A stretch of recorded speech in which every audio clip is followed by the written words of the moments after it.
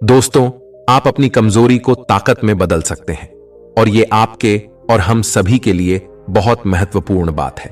और यह बात बिल्कुल सच है कि आप अपनी कमजोरी को ताकत में बदल सकते हैं। दोस्तों, अगर आप इस कहानी को ध्यान से सुनेंगे और इस कहानी से जो भी सीखेंगे उसे अपने जीवन में लागू करेंगे तो आप भी अपनी कमजोरी को आपकी ताकत में तब्दील किया जा सकता है। तो चलिए कहानी शुरू करते हैं। एक समय की बात है, भगवान गौतम बुद्ध एक गांव में धर्म सभा को संबोधित कर रहे थे। लोग अपनी विभिन्न परेशानियों को लेकर उनके पास जाते और उसका हल लेकर खुशी खुशी वहां से लौटते। उसी गांव के सड़क के किनारे एक गरीब व्यक्ति बैठा रहता तथा महात्मा बुद्ध के उपदेश शिविर में आने जाने वाले लोगों को बड़े ध्यान से देखता।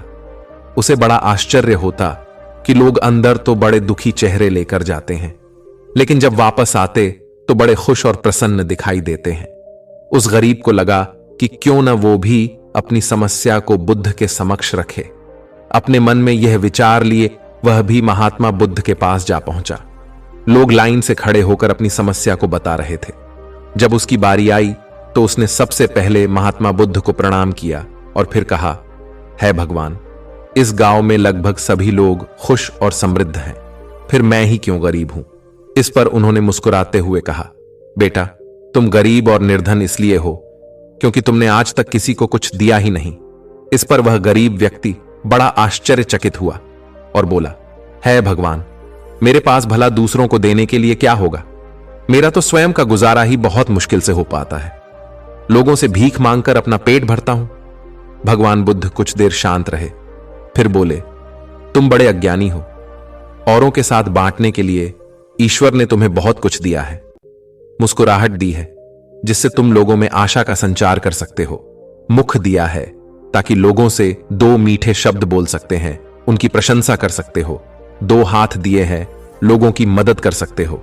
ईश्वर ने जिसको ये तीन चीजें दी हैं वह कभी गरीब और निर्धन हो ही नहीं सकता। निर्धनता का विचार आदमी के मन में होता है, यह तो एक भ्रम है, इसे निकाल दो। कभी भी मन में निर्धनता का भाव उत्पन्न न होने दो, गरीबी अपने आप दूर हो जाएगी। भगवान बुद्ध का संदेश सुनकर उस आदमी का चेहरा चमक उठा और उसने इस उपदेश को अपने जीवन में उतारा, जिससे वह फिर कभी जीवन में दुखी नहीं हुआ। दोस्तों, आपने इस कहानी से क्या सीखा? हमें नीचे दिए गए कमेंट बॉक्स में कमेंट करके जरूर बताना और ऐसी ही कहानियां को सुनने के लिए हमारे चैनल को सब्सक्राइब जरूर करें। धन्यवाद।